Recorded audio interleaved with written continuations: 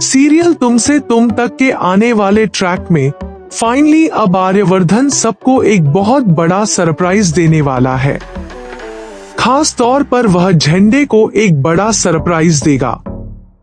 दरअसल उसने ऐसा प्लान बनाया है कि ऑफिस में झंडे के सामने कुछ बड़े फैसले लेगा, जिससे झंडे को बहुत खुशी होगी।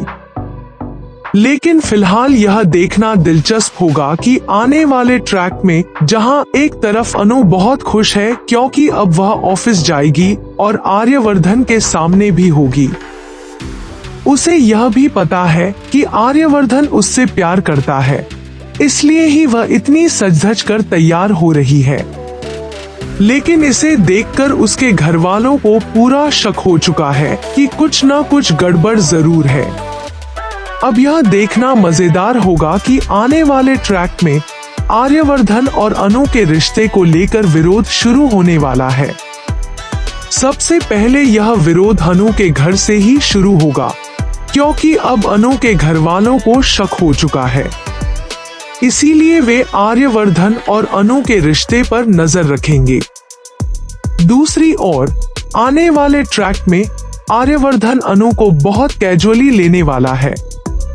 वह उसे इतना स्पेशल महसूस नहीं कराएगा और उसके सामने ऐसा दिखाएगा जैसे वह कुछ महसूस ही नहीं करता।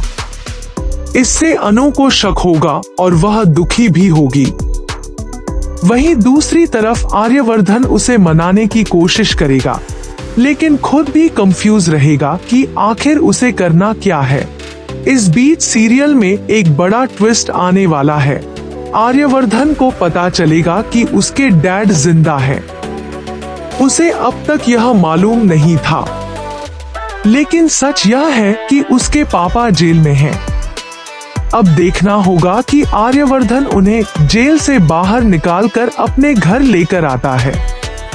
हालांकि इससे कहानी में बहुत बड़ा बदलाव नहीं होगा। असल बड़ा बदलाव तब होगा जब आर्यवर्धन अपने ही परिवार में अनु की एंट्री करवाएगा।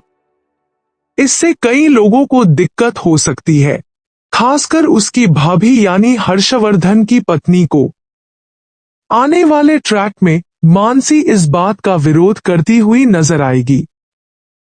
इसी दौरान आर्यवर्धन और अनु का रिश्ता सबके सामने आ जाएगा और सबको पता चल जाएगा कि दोनों एक दूसरे से प्यार करते हैं।